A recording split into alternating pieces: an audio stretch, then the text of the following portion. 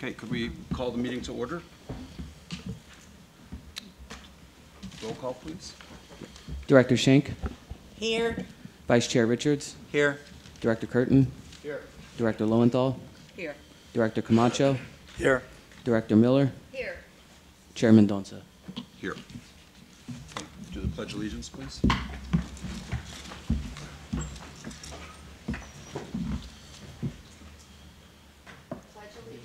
To the flag of the United States of America and to the republic for which it stands, one nation, under God, indivisible, with liberty and justice for all.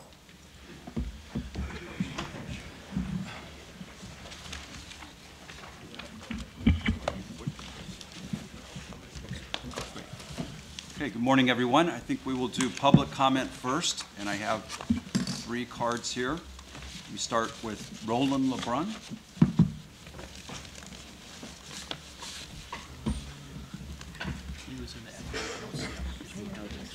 Okay. Oh, no, here he comes.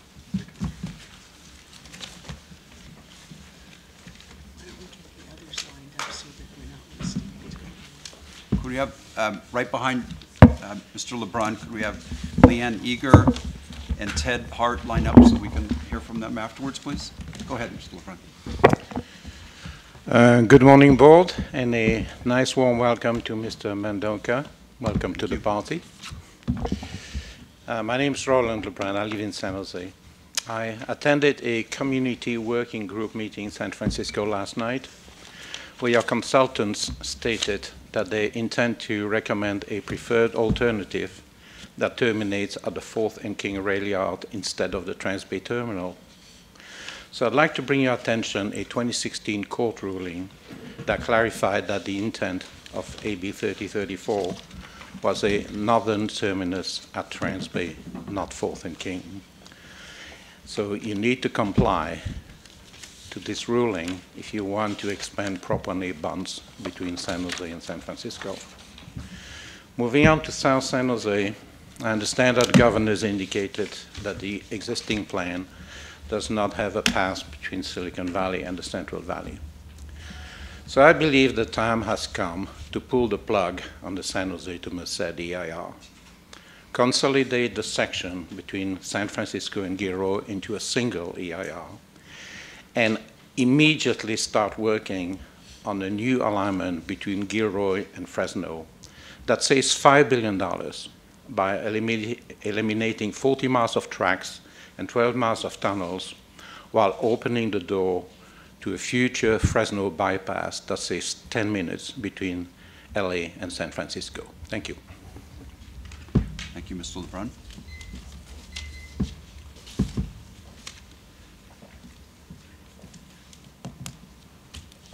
Good morning. Good morning. I'm Leanne Eager. I'm President and CEO of Fresno County Economic Development Corporation. It's so nice to see all of you again. I'm here for these 2 days meeting with legislators, with my fellow economic developers from the Central Valley. We're called the California Central Valley EDCs. And our 2 main priorities are workforce and infrastructure and transportation. And obviously this project fits both of those bills. In meeting with legislators, with my cohorts here, certainly high-speed rail is on the top of my list in bringing jobs to the valley and that connectivity between the Central Valley and Northern California. And on that note, last night, Mr. Mendoza and I were in Palo Alto meeting with the Valley to Valley group, and I was so excited to see the invigoration of that valley-to-valley connection. And there were folks from Silicon Valley there and the Central Valley there talking about that connectivity, talking about doing business. And I think they had expected about 40 business people from Silicon Valley to show up, and 152 showed up to talk about doing business with us in the Central Valley. So I want to thank all of you for your continued support of the Central Valley, for your continued support of this project.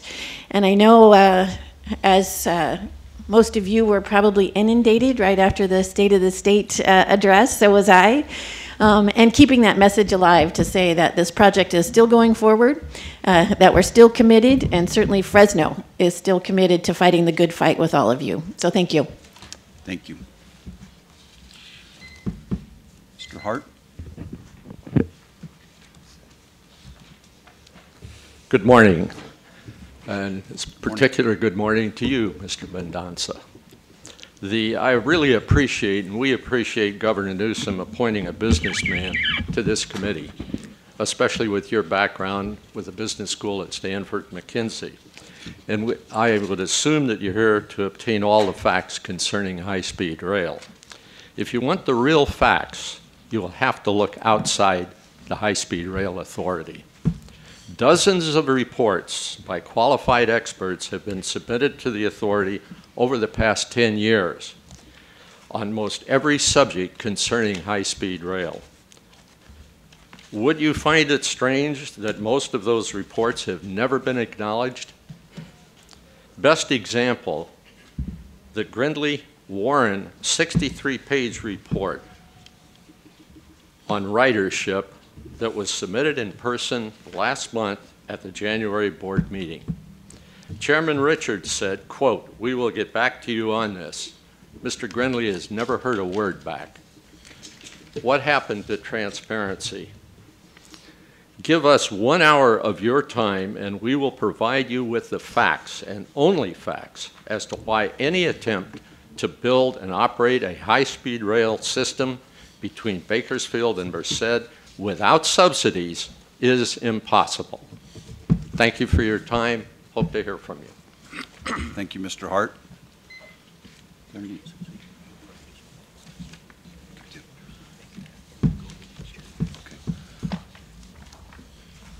Thank you for the public commentary.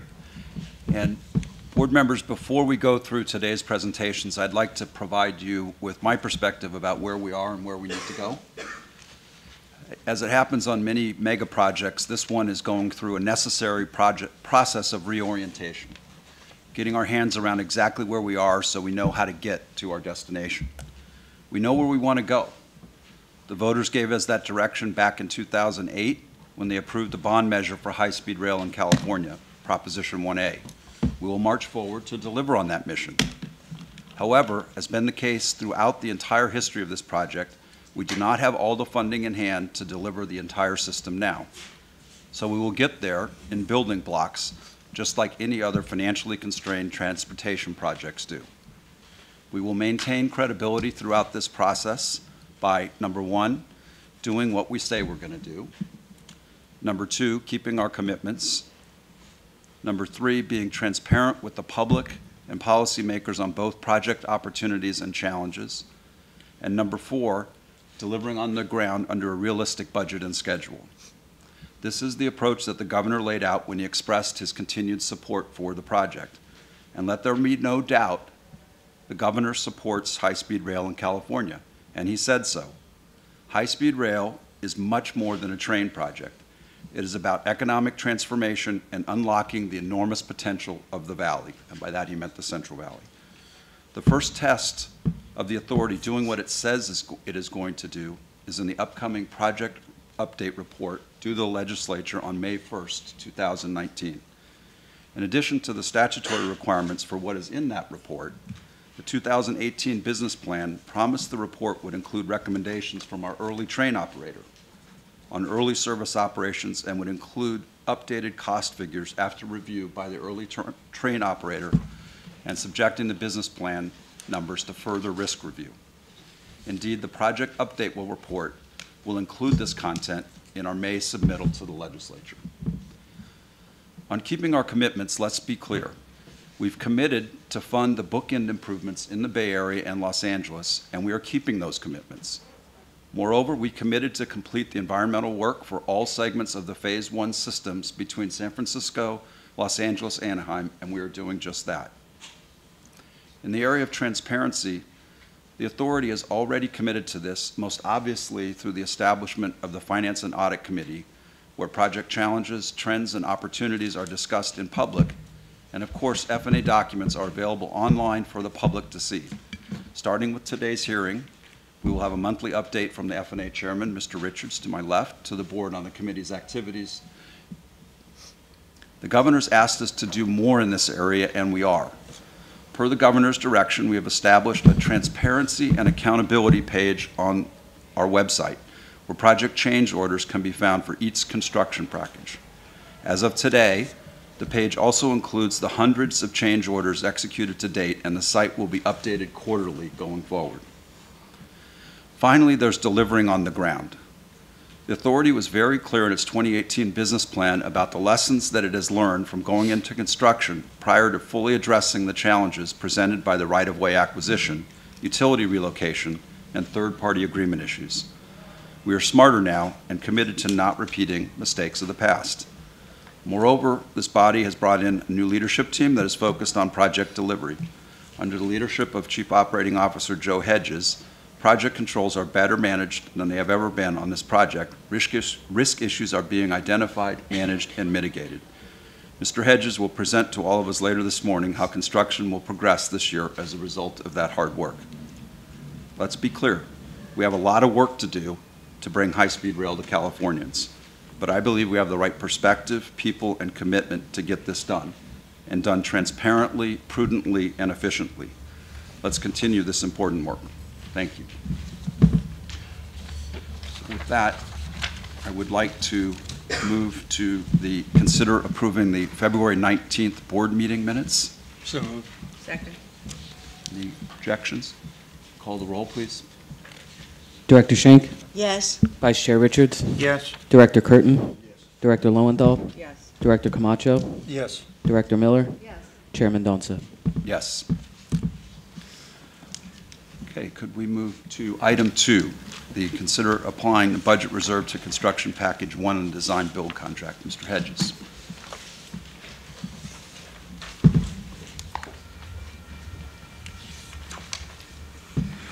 Good morning, sirs and ma'ams. Morning. Is mic on? There you go. Sorry, just have to get a little bit closer to it.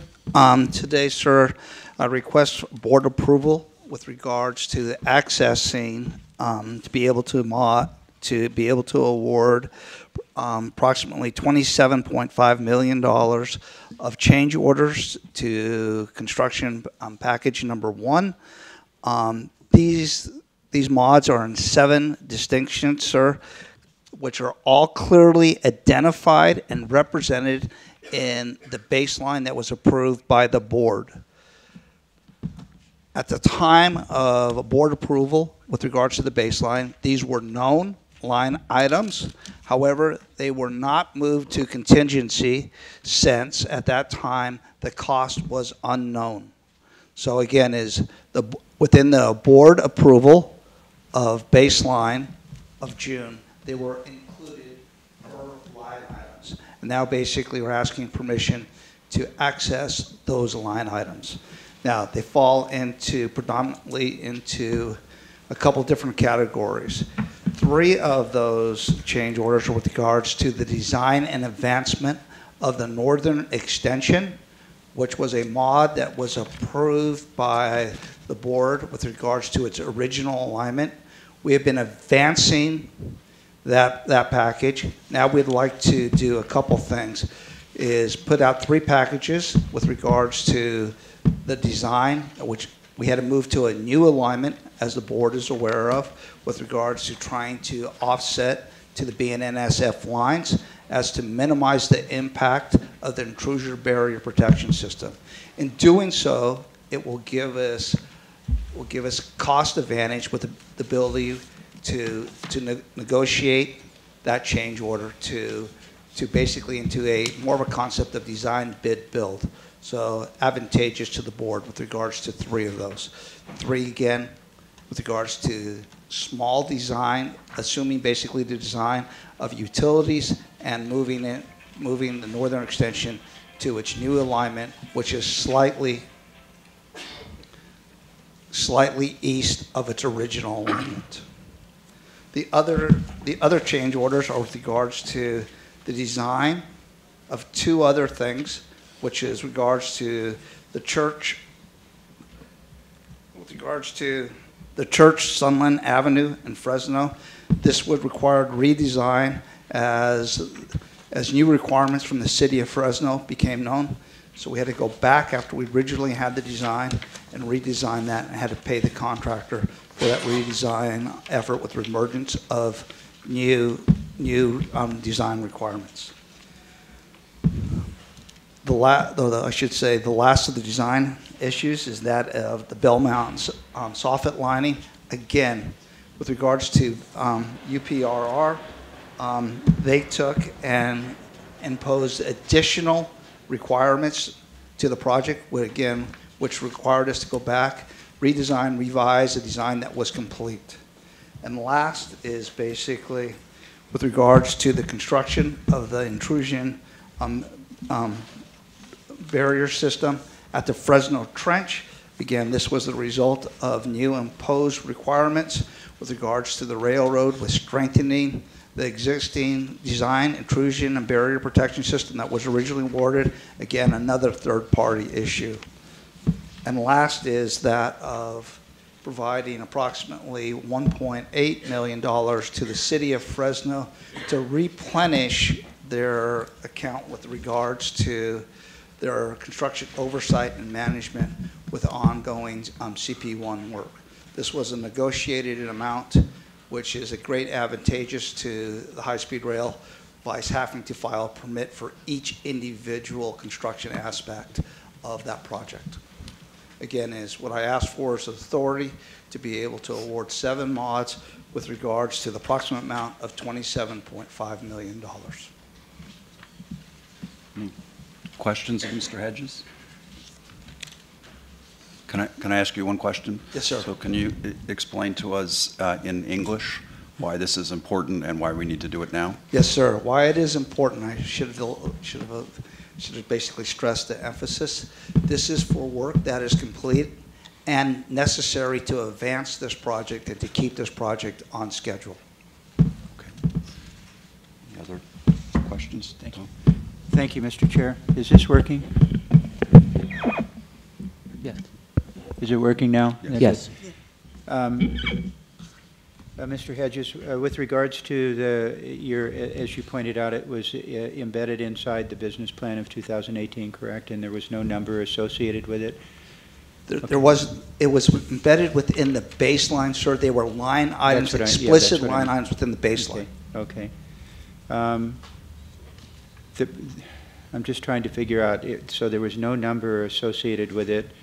And I must say, to my colleagues, I can't recall if there was no number, what general scope did we have in mind? Or the line items were explicit to these titles, i.e. north extension, right? However, though, we put a number in the baseline associated with that, right? They were associated, though, what we call in the industry as known unknowns, because at that time they were not negotiated. These little segment pieces were not negotiated. Thus, they were known, unknown with regards to price.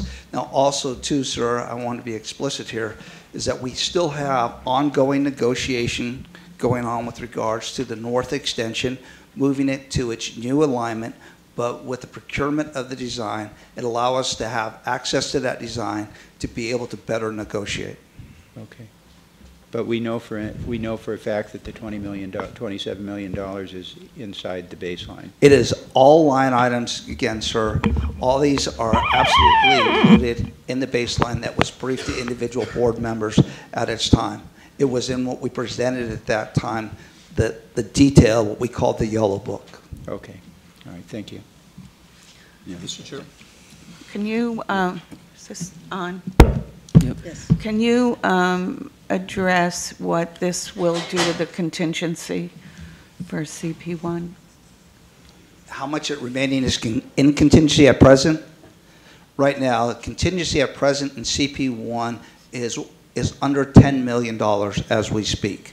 We have been awarding a series of contract mods, small mods, within the delegation of authority as to keep this project going forth. Also, a reminder, when baseline 1 or baseline 0 was approved in June, the board did not reset any of the contingencies with regards to CP 1 through 4.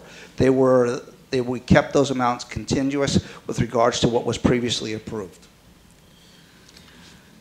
Mr. Camacho, do you So have- there's, so Go ahead. if I can continue, and if you could help me to understand this. So there's a $17 million difference then. So there's just a bit left in the contingency. You're asking for more. That leaves no contingency.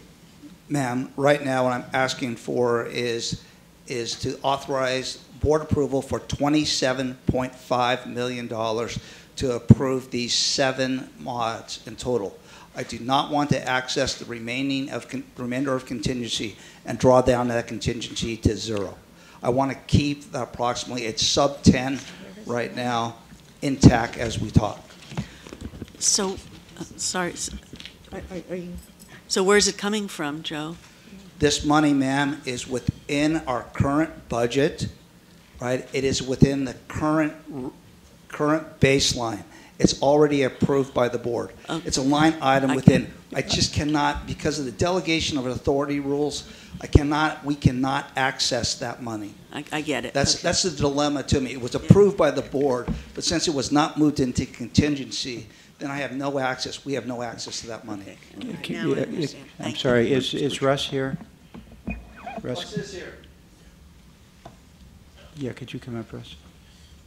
So I think this is what we're all struggling with. So can you just identify where's the money coming from? So it's in the baseline line item. Right. The baseline line item consists of 2 things. It's items that we are aware of and we know the cost. This was an item that we were aware of, but we weren't sure what the cost was. We didn't want to tie it to contingency because we didn't do our Monte Carlo analysis yet. So, but we wanted to reserve this and come back to the board once we figured out what the figure is to be more transparent. We didn't want to just put the money in the budget. So that's why So- we're here today, to ask the board approval Yeah. to be able to use this funds for now. We know what the dollar amount is. Yeah.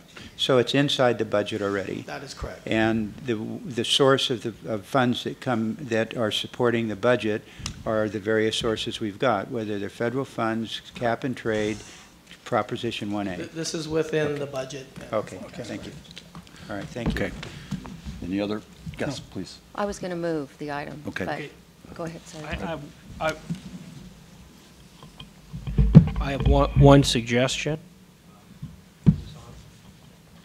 With regard to the. Okay, how's that? Yes, okay. I have one suggestion with regard to the resolution. It says, therefore, it is resolved, and it contains this statement here, and I propose that we add Northern Extension utility work needs to be added to the CP1 contract, because that's separate from the change order, right, Joe? Because that's It is separate. Yeah. If you remember, I was not here, so Yeah. I cannot speak explicitly to it except for a review of record. What the board approved was basically the initial alignment, what we call NE1, which is the farther west alignment of the northern extension. However, the board did not approve any funds associated with utility relocation. Right. So the point I'm making is that it's not just a change order that you're requesting, which I hadn't noticed before. I'm looking at it now. And the Northern Extension utility work would actually be to supplement the money in the Fresno contract that we have. Is that correct? In City of Fresno, sorry. No, the city of Fresno money is associated with predominantly for work that's ongoing in the city of Fresno, not the northern extension. Okay, but I'm just looking for an addition to the resolution saying Northern Extension utility work needs to be added to the CP1 contract. That would be appropriate. That would be appropriate, Okay, yes. so I suggest the modification to the resolution add that sentence that I just. That's in the it is resolved, and the language there, and then you add the sentence, Northern Extension utility work needs to be added to the CP1 contract. Yes, but again, let me re-emphasize Okay. that utility work was clearly represented in the baseline that was approved by the board. Yes, and I'm just looking for just a clarity in the resolution so that, we can implement what the board's approving. Thank you. Concur. Thank you. Okay. Go ahead. So if I may, am I on? I can't hear, so I'm not sure if I'm turning on or, I'm on? Okay. I'd like to move the item with the change suggested by counsel to add the sentence, the Northern Extension utility work needs to be added to the CP1 contract. Is that our sentence? Okay. I'd like to move the item. I thank staff for concentrating on taking care of utility work and relocation issues in order to move our construction projects along. That's something that we directed some time ago, and I really appreciate you moving that. I understand the money is in the budget for this, so I move the item. Second. Is there any further comments or questions? Director Schenck? Yes. Vice Chair Richards? Yes. Director Curtin? Yes. Director Lowenthal? Yes. Director Camacho? Yes. Director Miller? Yes. Chair Mendonça? Yes. Okay, thank you. And thank you, my fellow board members, for good questions and being as transparent as we can. Thank you, sir. for answering them. Okay, can we move on quickly to the Finance and Audit Committee report, and I will turn it over to our Vice Chairman, Tom Richards, in just a moment, but I'd also like to add, as I do that I have asked, and Directors Nancy Miller and Ernie Camacho have agreed to join the Finance and Audit Committee report. Thank you both. And Mr. Richards. Thank you, Mr. Chairman.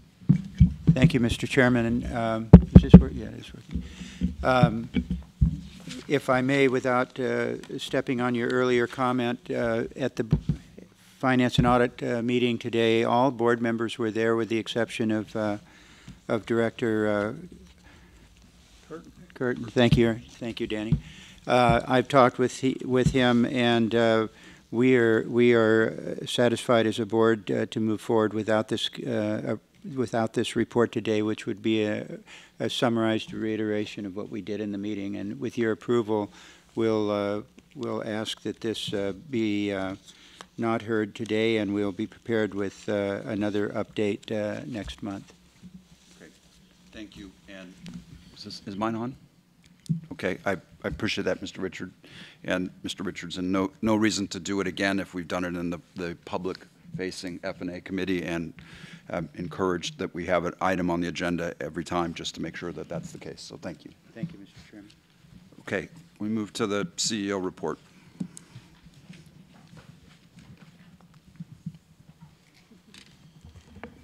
Good morning, Chairman Mendonça and board members. My name is Barbara Rooney. I'm the Deputy Director of Legislation here at the Authority, and I'm pleased to loan my voice to our CEO today with his first CEO report. The first item is the status excuse me, of the Authority's grant agreement with the Federal Railroad Administration. As the board is aware, on March 4th, 2019, I sent 2 letters to the FRA in response to their letter of February 19th, threatening to deobligate the FY10 federal funds obligated to this project in the amount of $929 million. In the letters to the FRA, we presented our case that this project continues to further the purpose for which the federal funds were obligated, and that we are making steady progress toward meeting our grant agreement requirements. I also noted that the FRA itself has taken actions, particularly in the area of environmental review, that has been detrimental to this project's timely progress. I invited the FRA Administrator, Ron Vittori, to join me in reestablishing a functional relationship between our agencies so the benefits of this project can continue to be provided to the Central Valley, to the state of California, and to the nation. We have not yet received a response from the FRA to my letter of March 4th, 2019. Next is the staff development of the project update report, which is due to the legislature on May 1st, 2019. As the members are aware, we have a project update report due to the legislature on May 1st of this year. Unlike past project update reports, this one will include important information called for in the 2018 business plan, including results of cost estimate reviews and early service options by the early train operator, and suggested updates to the Rev Zero baseline budget in light of the subjecting subjecting costs to enhanced risk analysis not available at the time of the 2018 business plan. The project update report is under development by staff now, and our intention is to bring a presentation on this report to the board in April prior to the May 1st submittal to the legislature. Next, upcoming legislative hearings focused on the high-speed rail program. The Senate has tentatively set an informational hearing to review high-speed rail on Tuesday next week, March 26th. Staff is working with committee staff on hearing content, testimony, and appropriate personnel for a hearing panel. The Assembly, however, has indicated it will commence hearings after the release of the project update report on May 1st. Next is the staff development of revision 1 of the program baseline with a completion expected in May. As I indicated earlier,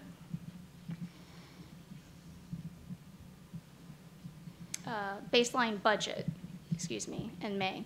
As I indicated earlier, the project update report is expected to include suggested program baseline budget revisions, Rev 1, in response to the application of enhanced risk assessments to the cost estimates, contained in the 2018 business plan. The 2018 business plan itself noted that we would update budget numbers in the project update report after the enhanced risk assessment was completed. After the project update report is released, I anticipate coming before the board in May to discuss and consider approval of recommended updates to the baseline budget or approval of Rev 1 of the budget. And finally, the authority's 6-month response to the California State Auditor findings and recommendations, which are due May 1st, 2019. Staff and I met with the state auditor last Friday to discuss the authority's response to this November 2018 audit. We met for the express purpose of ensuring we have an open dialogue with the auditor's office. So, as we submit our 6-month and our year audit response updates, those submittals are the result of cooperation and collaboration between our offices. I don't want to surprise the state auditor, who I have immense respect for. And I don't want to be surprised by the auditor's office. I am happy to report that our meeting was a good one, and I'm confident we will have a very healthy line of communication with that office going forward. Again, our 6-month audit response is due May 1st, 2019. And Mr. Chairman, that concludes the CEO report. Thank you. Any questions, comments?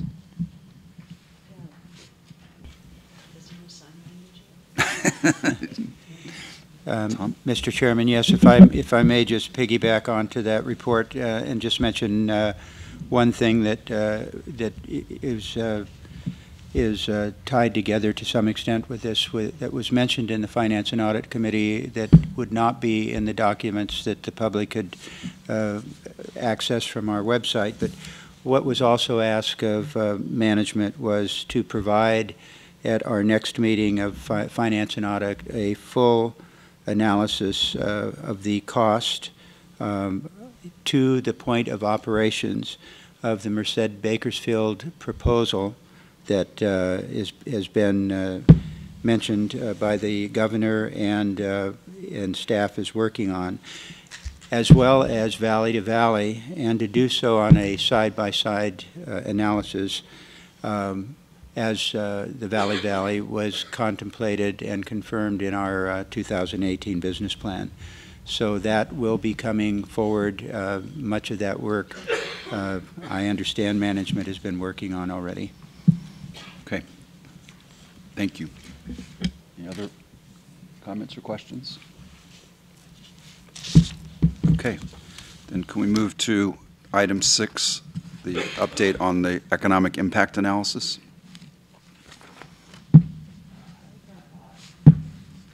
I'm sorry. Item 5, program construction overview. Again, good morning. Each of you should have in your packages a brief overview. Also, too, with regards to the benefit of the audience, I'll go through the slides.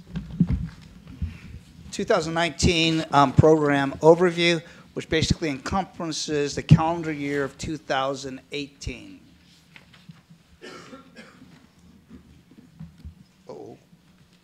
Oh, there you go. Sorry about that. Let me just kind of touch on a few highlights that were definitely amplified in Brian's message. 2018, currently over $1.6 billion expensed in our current 3 design-build contracts. Nearly 200 million man-hours worked. As you can see by this photo, we're well over that. 2,600 craft laborers dispatched to our 3 projects. Pretty amazing, right? $7 billion of total impact to the Central Valley and engagement of over 500 small businesses in the calendar year 2018. Now, I want to touch on a few of the highlights of that calendar year. New leadership and experience, predominantly underneath Brian. The rest of us were just able to join him. His leadership has been just impeccable. The 2018 business plan was published, which I'll talk about, its goals and its highlights. For the first time in the program's history, we published a program baseline, which was approved by the board and coincides to the budget and to what was at that time the program schedule. Also, 1, 2, 1, 2. Is that better? Also, 2, we issued the first program management plan.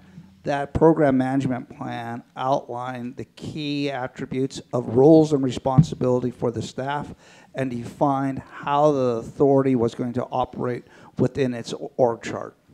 So a very instrumental document. That document, along with the program baseline that Brian just alluded to, is going to be revised with regards to the program baseline, with regards to the update to the project update report. Program management baseline will be updated with regards to addressing the audit's comment of trying to focus more onto state-type functions. And again, you'll see these are our core strength documents with regards to the program.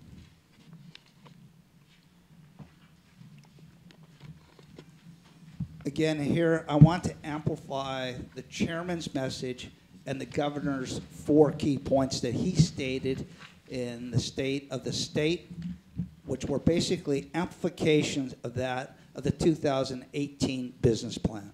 First, complete basically that 119-mile current segment that is underneath contract of our 3 design-build contracts. Okay. Our objective there is to fulfill the ARA with regards to a 1222 with regards to that construction. We'll track down on that alignment.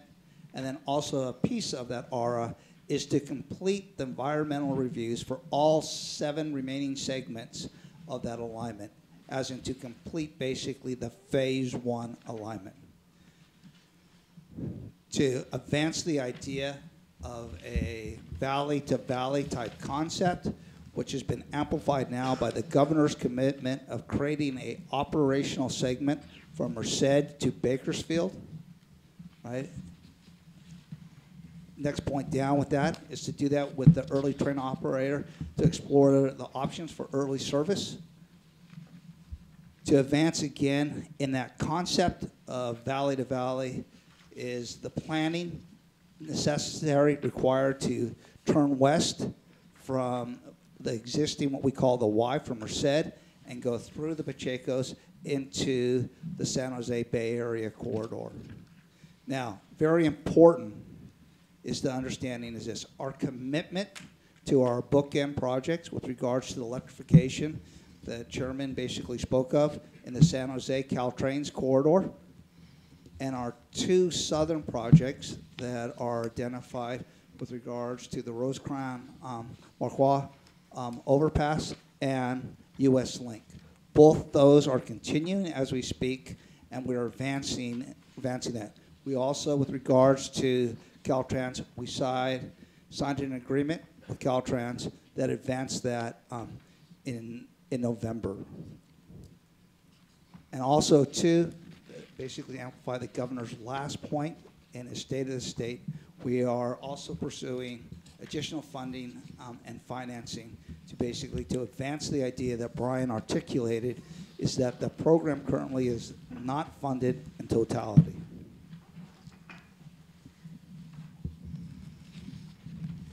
Now, what you're going to see in these is these slides are specific. You can see a little bit of overfly as we speak here. Kudos to the public administration staff for these unbelievable visuals that are occurring back of you with regards to our overflyment, with regards to the drones.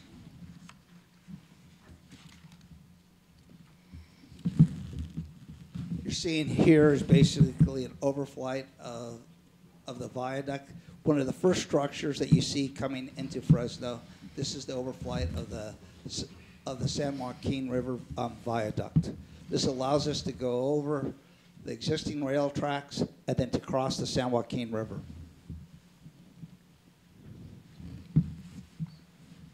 Now, kudos to TPZ.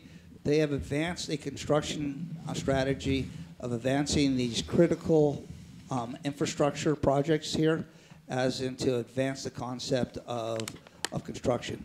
What you will see as I'm going to go through 3 slides.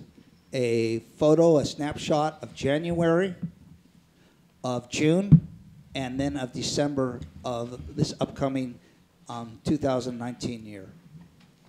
You can see here the alignment is turning green.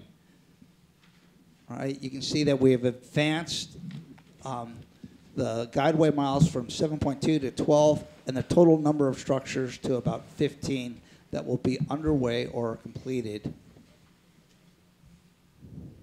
Now, you can also, too, as I pointed out before in F&A, you can see those predominantly majority of our utility conflicts right now are down into the southern area of this alignment, predominantly dealing with third parties. This is the December outlook here. This is actually, as we speak, is slightly improving. We've been able to advance some of the AT&T work a little bit ahead of schedule, so hopefully this will even be a little bit more aggressive as we move forward. You're looking at here, basically the Fresno Trench.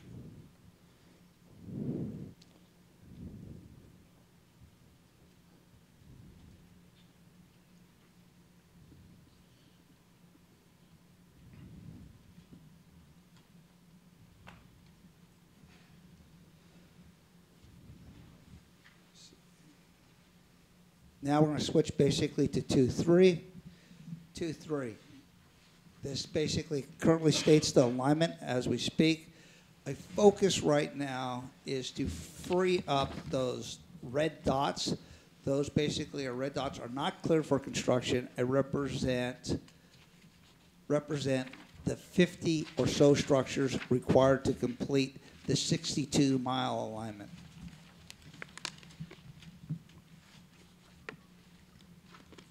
This is a snapshot of June.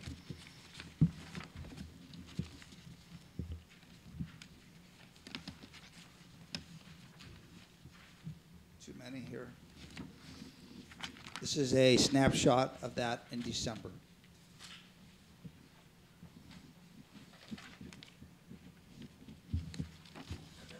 You can see that in December, majority of this alignment should be free. However, though, you can see that we're still working on freeing up a number of critical structures. CP4, this is the most southern section.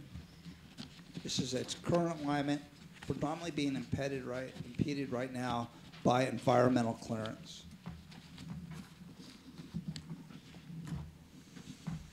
You can see in June a very good news story here with majority of the alignment becoming green with a few structures still left.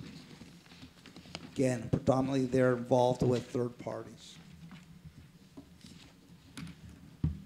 Here you can see that picture here is predominantly all green or completed by the end of 19. Now switching here to the NEPA, the ROD assignments. As Brian just articulated, right now, we are having minimal engagement with the FRA.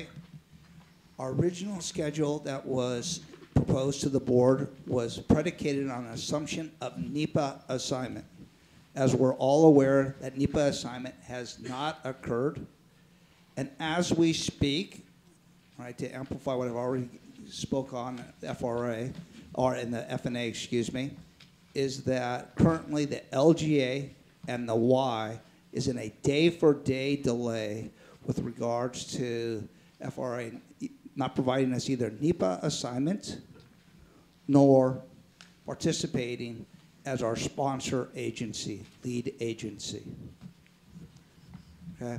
Our goal right now, to re-amplify this, is that as we speak right now, the LGA, as the board is aware, the LGA, the southernmost part of this alignment, the last 20 miles, that takes us basically from the end of CP4 into Bakersfield as we speak. The CEQA first. The CEQA has been advanced on that. Okay. Now, with regards to we're advancing basically the draft with regards to the EIR, EIS with regards to the Y. Within this year, or within the fall, we're planning on basically publishing our preferred alternatives from San Francisco to San Jose to Merced, and then the draft EIR, EISs will also be out for the 5 alignments that are shown there.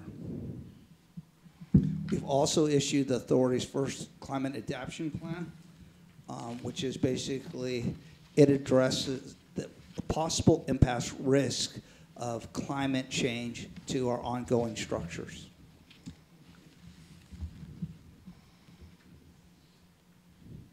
To close out right now, again, is the one to emphasize, as Brian already emphasized, is that we have the quarterly progress reports to the legislator will be updated.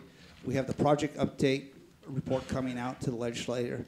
We have our annual sustainability, which will be produced this year. And again, we'll begin the planning with regards to the 2020 business plan.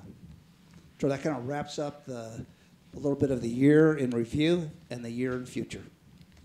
Okay, thank you. Questions?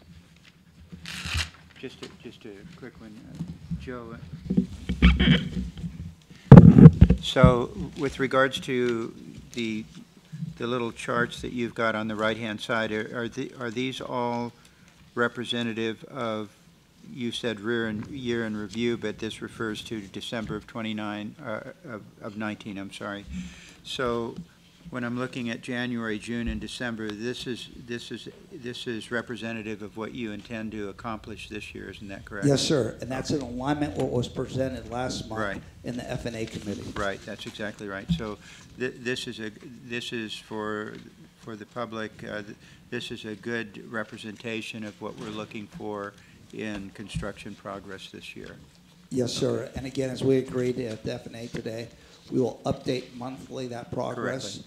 And probably I'll use these reports and just change the dots as we march forward. Okay. All right. Thank you. Yes, ma'am. No, am I on? Okay.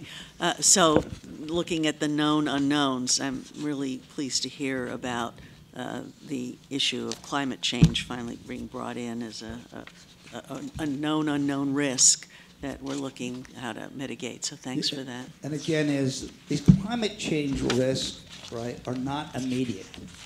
These are very much over the horizon type risks that you cannot avoid. You have to be conscious of, right? And they're not just specific to the high-speed rail. They're issues that address basically all of California.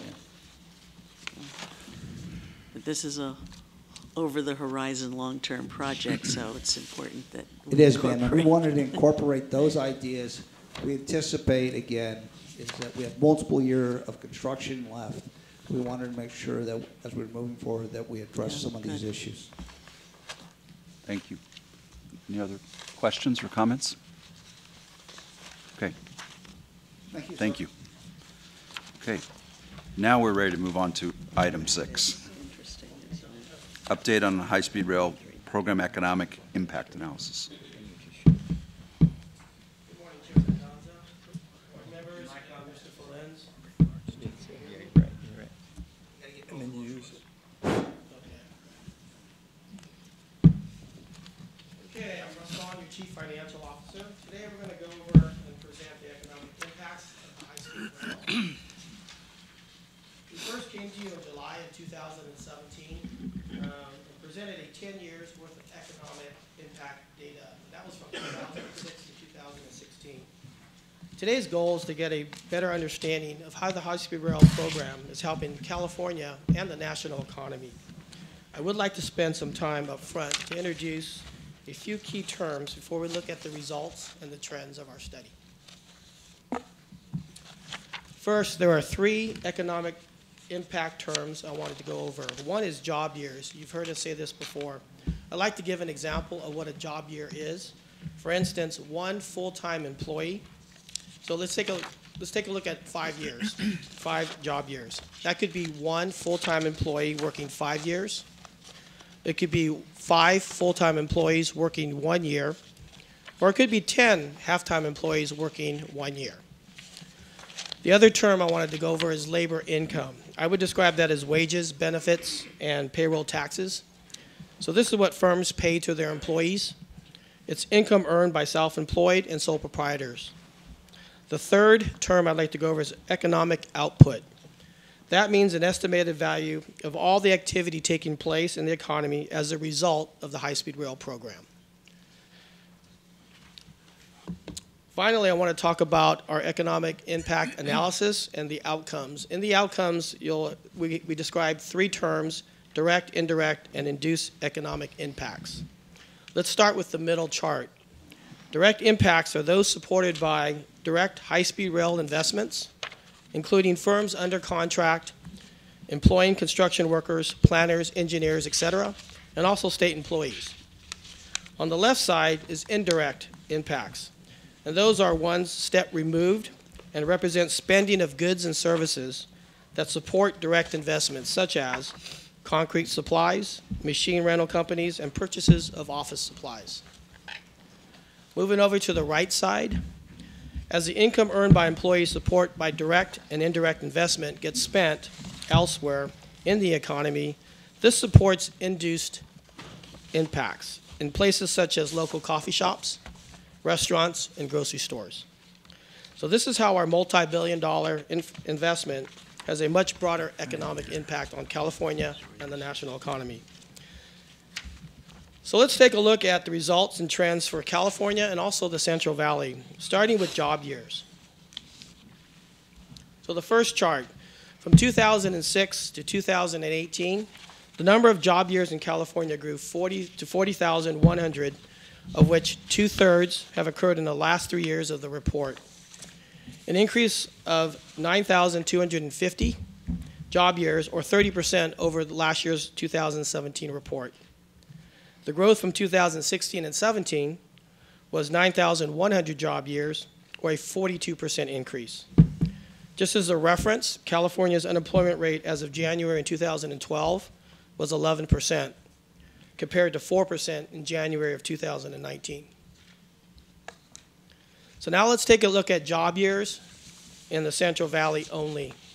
From 2006 to 2018, the number of job years grew 15,780, an increase of 4,550 job years, or a 40% increase over last year's 2017 report. The growth from 2016 to 2017 was 4,500 job years, or a 66% increase. Going back as a reference, Fresno's unemployment rate back in January of 2012 was 17%, compared to 9% in January of 2019. So moving on to labor income, almost $3 billion of labor income has gone to California workers. Take a look at the chart. From 2006 and 2018, labor income in California grew $2.8 billion. Labor income increased $658 million, or a 30% increase over last year's report. The increase from 16-17 was $617 million, or a 42% increase from last year. Moving over to labor income for the Central Valley, this is between 2006 and 2018. Labor income in Central Valley grew to $800 million. Labor income increased $240 million, or 43% increase over the last year's 2017 report. And an increase between 16 and 17 was $230 million, or a 70% increase in value. Over the past 2 years, over 1/3 of labor income has gone to workers in the Central Valley. The investment in high-speed rail has resulted in economic activity totaling approximately $7 billion. With total expenditures of $4.8 billion, this means that every dollar invested in high-speed rail results in about $1.50 in economic activity. Lastly, moving over to 2006-2018, our economic output in California grew $7.2 billion. Economic output increased $1.68 billion, or 31% increase over the 17 report. The increase from 16 to 17 was $1.7 billion, or a 45% increase. From 2006 to 2018, economic output in the Central Valley grew $2.75 billion. Economic output increased $749 million, or a 38% increase over the 17 report, and an increase from 16 to 17 was $790 million, or a 66% increase. Now, looking at total activity expenditures between 2006 and 2018 was again $4.8 billion. Since 2006, 95% of the authority's expenditures have went to California firms and workers. Spend a little time on this slide. Government investments in large infrastructure projects provides economic benefits even before the project is completed. Our analysis is strictly based on historical impacts and does not take into account the many long-term benefits when the system becomes operational, such as increased accessibility, reduced congestion, and a lower greenhouse gas emissions. Not even counting these operational benefits, the investment of high-speed rail put Californians back to work during one of the worst periods of economic recessions we've ever seen. $4.8 billion, including $2.6 billion in federal funds, has sparked over 40,000 job years, almost $3 billion in income and benefits to California's pockets, and over $7 billion in economic activity. The Central Valley has seen the most benefit from the program investments in the last several years. As the program has shifted from planning to construction, investment in the Central Valley has increased dramatically. Over its life, the program has supported close to 16,000 job years in the Central Valley, with the majority of those taking place over the last 3 years of the report. The program has contributed over $800 million labor income to Central Valley workers and almost $3 billion in economic activity. Besides the tremendous impacts felt in the Central Valley and across the state, high-speed rail has also had a national impact. Firms from 37 different states, plus Washington, D.C., across the country have worked on and contributed to our program. Moving over to disadvantaged communities. Disadvantaged communities refers to areas throughout California which suffer the most from the combination of economic, health, and environmental burdens. These burdens include poverty, high unemployment, health conditions like asthma and heart disease, as well as air and water pollution and hazardous waste. From 2006, 54% of all the authority's expenditures have occurred in disadvantaged communities. As of December of 2018, the authority has 488 certified small businesses working on our program statewide. This slide is a regional summary chart that shows the job years, labor income, economic output by geographic region for both the fiscal year 17-18 and our total program. This is part of our economic fact sheet and tech memo that was included in your board memos. Wrap up here. The original 2006-2016 report, the authority conducted extensive industry outreach to certify our methods, assumptions, and data. We got positive feedback and validation from these entities and still applies today as our overall methodology has remained consistent. The state auditor this past fall did not issue any findings in our process. The links to the tech memo and fact sheets are on the authority's website. This concludes my presentation, and I'll be happy to answer any questions. Thank you. Thank you. Any questions or comments? Bonnie? Sorry. Russ, going back to the reduction in unemployment from 17% to 9% in the Central Valley, how much of that is attributable directly or indirectly to high-speed rail activities? We would have to look into exactly how that was impacted, and the unemployment was actually for Fresno, specifically for the Fresno County area. Fresno? Yeah, but I would have to look in exactly what our impact was. Just for curiosity, if you just let me know. Okay, sure will. Thank you. First of all, thank you very much. Really profound report about the impact that we've had.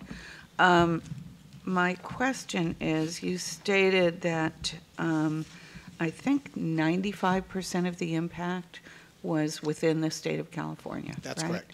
And then you said, however, that 37 states somehow contributed to this impact. Do we have any detail? So is that 5%?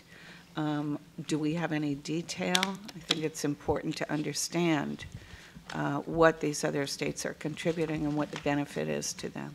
Yeah, it is 5%, and I believe the last page on your handout does have a state breakout of each state's contribution. As the project grows, one of the areas we want to look at is the impacts more nationally. Being that it's 5%, there is a cost factor of analyzing for the state of California. We have a software that does our analysis for the state of California. We would actually have to purchase that for other states. But we did want to be able to, we are able to track at least what firms and where they're located and what states they're impacted on. But it is today a relatively small part of our overall expenditures. But our plan in the future is obviously to look and see how that grows and impacts the nation. And that includes the materials, that is correct. All the materials that are imported from other states? That is correct. Yeah. Thank you. Any other comments or questions? Having seen many of these kinds of reports looking at different types of projects, this is very thorough, and I'd like to compliment you on understanding the importance of well-executed infrastructure plans to economic development, particularly in parts of the state at points in time where it needs that. So this is an important analysis for the public to understand, so thank you. You're welcome. Thank you. Okay. Any other items from anyone? Okay, then we will go to closed session and return moment. Thank you.